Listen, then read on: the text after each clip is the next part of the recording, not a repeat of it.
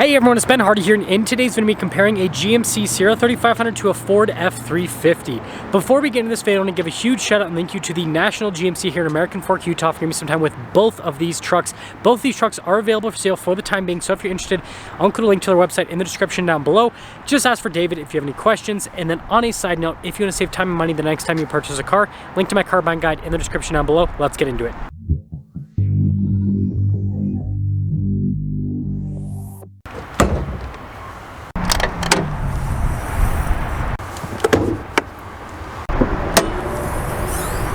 Powering the GMC Sierra is a 6.6 liter turbo diesel V8 known as the Duramax that puts out 470 horsepower and then 975 pound-feet of torque. Also, it goes through a 10-speed automatic. Powering the Ford is the high output Power Stroke, which is a 6.7 liter turbo diesel V8 that goes through a 10-speed automatic transmission. Power outputs are 500 horsepower and then 1200 pound-feet of torque. Now, before we move on to the next portion of the video, I do want to mention, if you want to see more videos just like this, then I recommend you subscribe because I post content every single day. So starting with the GMC, this is an AT4 Guise, which is their luxury off-road package for the Sierra, and it does a lot of cool things to the truck. You guys can see it's got like red tow hooks, the headlight bezel has been blacked out, the grille is darker, but still has cab lights there, just like every other HD truck, and it just has a really cool looking front end overall. Now this Ford has the FX4 package, which this comparison would be better if I had a Tremor, but you know, this is close enough. Still has tow hooks, does have the big air dam that the F-350s are now known for, and then we still have cab lights there. So I mean, the trucks are pretty comparable. They both have cab lights, but let me know which front end design you like more. Tire and wheel setup with the Ford is 275, 65, 20 in the front and over in the rear. And by the way, I think these wheels look pretty snazzy. Now, something you need to note, we have a solid front axle with the F-350, and then you can see the Power Stroke badge, fixed side step. We got the new bed side step. And something that I've noticed with the side view is the Ford's bed is slightly longer. This isn't the long bed that you can get with the Ford, but its bed length, you know, as standard is just a little bit longer than what you have with the GMC. Now, the GMC has the exact same tire and wheel setup, so 275, 65, 20. Wheels are all blacked out. Now with the GMC, we have independent front suspension. And then if we take a few steps back, we got power side steps, bed side step. Ford did copy GM. And then here's your full side view. And you know, maybe I'm crazy because it almost like the beds are pretty much the same size, but at the same time, again, the GMC bed looks like it's very slight, but slightly shorter. So here are the keys. You guys can see functionality is the same. They both have lock, unlock, remote start, tailgate drop down, logos on the back, you know, the works. Starting with the Ford's bed, you guys can see that we have the rulers here on the back. We've got LED bed lights, action, and like I said, this is the standard bed that you can get with the F-350. And by the way, tailgate, easy. Now with the GMC, you guys can see we've got bed protection from the factory bed liner to be exact. We've got the fifth wheel setup here. We've got some LED light action. We've got a full power outlet. This one has the Multi-Pro, which basically turns into a whole tailgate step system.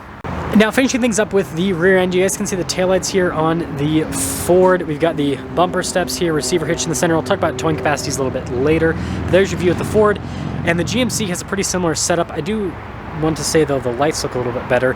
Bumper steps, all of that, parking sensors and everything. But let me know which rear end you like best out of the trucks. Now in the back of the Ford, legroom's actually really good. We've got a storage pocket right here, and then look at the door panel with the wood trim and everything. I think that looks really sharp.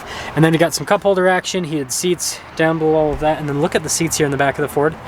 Really nice leather. And then headroom back here, it's good. Legroom in the back of the GMC is pretty similar. I will say I do like the design of this door panel more. I think it just looks more premium. And then we've got some cup holder action, heated seats, vents, all of that fun stuff. And then look at these seats again, the design, pretty sweet looking. And the headroom, also good. Now at the front of the Ford, we have 4,211 pounds of payload capacity, and towing capacity with this version is going to be in that 23,000 to 24,000 pound range. And while front door panel is pretty much identical to the rear, we've got the mirror extension function, we've got memory seat functionality, blind spot monitoring with the mirrors, as well as power folding function, and starter up. Pretty fun. Nice looking steering wheel. Some key features. We've got a column shifter still, which is great. It does have a manual mode on it. This also does come with cruise control, which is another nice feature. And we have this full digital gauge cluster here. Now the fun party trick of the Ford is the fact that you've got all these drive modes that you can go between with the Super Duty for both on-road, off-road use, towing, all of that. And then if we pop it into reverse, you can see we've got a backup camera as well as a 360 camera. And I'd say resolution on Ford's camera is pretty dang solid. I'll have to compare that to one in the GMC. This also does come with a diesel exhaust brake, obviously being an HD truck. Hill descent control since it's an FX4. And then as for the rest of the 12-inch display, I'd say the responsive with the screen's pretty solid. You've got like the little side tab here. So overall, easy to use. Got trailer brake controls integrated from the factory. We've got our drive line select. So no 4-wheel auto, but we do have 4-wheel high and 4-wheel low.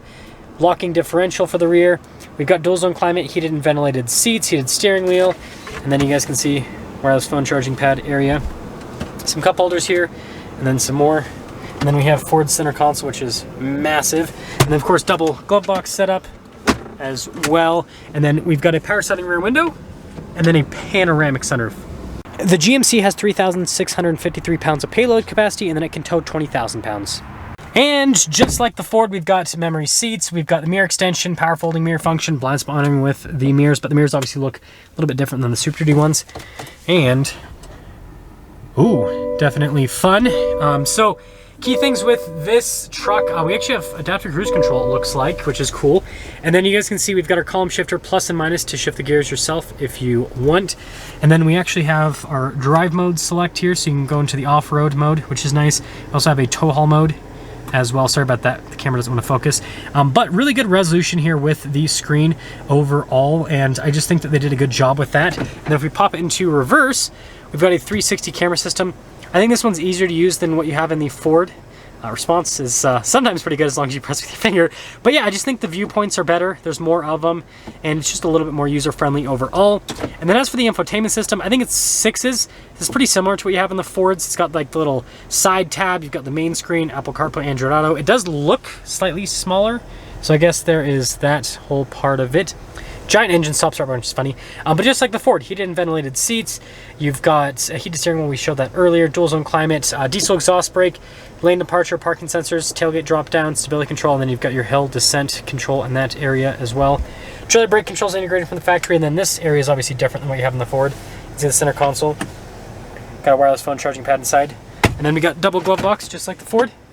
You can see, and then look at the dash here, and then this actually is a rear view camera mirror, which is pretty cool. And then just a regular sunroof at the top, and then power sliding rear window.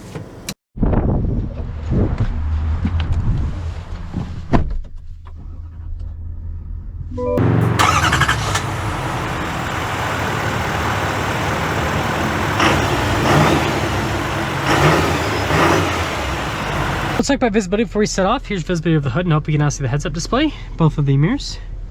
And throughout the rest of the rear, and well, let us set off in this Sierra AT4. And this is only the second GMC Sierra that I've had a chance to actually drive. These are kind of hard to come by right now in the current market. And I'm sure that even though I said this one's available, I'm sure by the time I post the video it's probably going to be sold. But still, if you're interested, reach out to see if it ends up still being available. But let's talk about other things. So when it comes to seat comfort here, in the past I've seen people comment on these seats saying I'm not the most comfortable. They are firmer, but I wouldn't call them uncomfortable by any means. And you know, aside from that, ride quality is really good. The independent front suspension definitely helps out with the steering to just give it this like nice direct feel. Yeah, pretty good there. Power. Yeah, the transmission's just very smooth, but it's also pretty snappy. And this has tons of power. I mean, it's more than adequate for on-road driving. And you know, I'm sure when you hook a trailer up behind this, I'm sure it's not gonna have any trouble moving.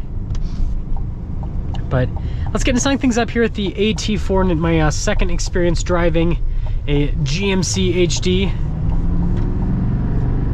That's so strong.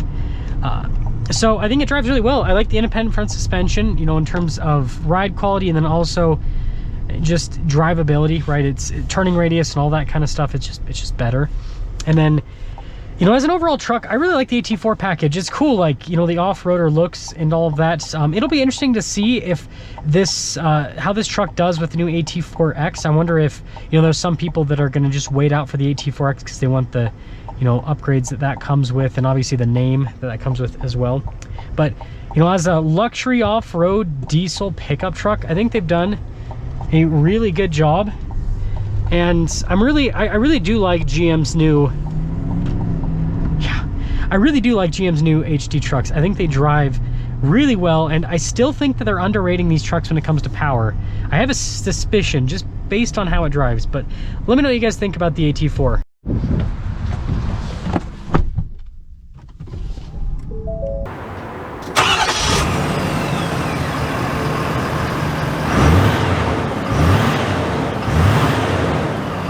Well, let's talk about visibility before we set off in the Ford. Here's visibility of the hood, both the mirrors, do blind spot monitoring throughout the rest of the rear, and well, let's see how this drives compared to the AT4. Doing this driving back to back, I think this is a really important comparison because both of these vehicles are pretty much sold out right now. It's hard to find new Super Duties, it's hard to find new GMC trucks, and so, you know, driving these back to back and letting you guys know which one drives better or worse, I think is, I don't know, I think it's gonna help out quite a few of you. But anyways, the Ford seats are more comfortable. They aren't like, the GMC seats aren't uncomfortable, but they're harder. These seats are softer. So when it comes to like lower speed driving, the torque on the Ford feels pretty similar to the GMC. When it comes to acceleration, it does feel faster. There's definitely a perceivable difference. There's definitely a perceivable difference with the power right off the bat. But I will say it doesn't feel crazy. Like, the GMC feels way stronger than you think given the power figures that truck has. Now you can definitely tell this has a solid front axle. It's bumpier, the steering's not as direct, doesn't handle as well. But man, that high output power stroke. That high output power stroke. Yeah, it's quite a bit bumpier, honestly. The GMC rides way better. Honestly, surprised. I thought it would be closer. Being a Lariat versus an AT4. Yeah, that's so fun. Wow. So to cap things off with this comparison, this is gonna be controversial. I kind of like, I lean towards the GMC, to be honest. And I'm not just saying that because I'm at a GMC dealership. You guys know I've actually never owned a GMC in my life. I've only owned Fords. When it comes, well, actually, what I'm saying is I haven't owned any GMCs. I've owned Fords, I've owned Rams. So technically I should be biased towards the Ford, but I think the interior on the GMC feels like more high quality. I don't know, like the materials are fine in this, but like the GMC interior, just like the style, it feels more stylized. This already feels dated compared to the GMC interior, as crazy as that sounds. But it's not bad. I'm just being really nitpicky with this comparison. When it comes to driving, I think the GMC drives better. The independent front suspension, it steers better, it's easier to drive. And although this apparently has way more horsepower and way more torque, you don't really feel it. It feels pretty similar with the acceleration. This does feel a little bit quicker, but it's not like crazy. I'm sure there's gonna be a more perceivable difference while towing, but yeah, there's my take. So like, if I'm gonna spend $80,000-$90,000 on a diesel pickup truck, I lean towards the GMC. That's just me personally. Let me know which one you'd pick.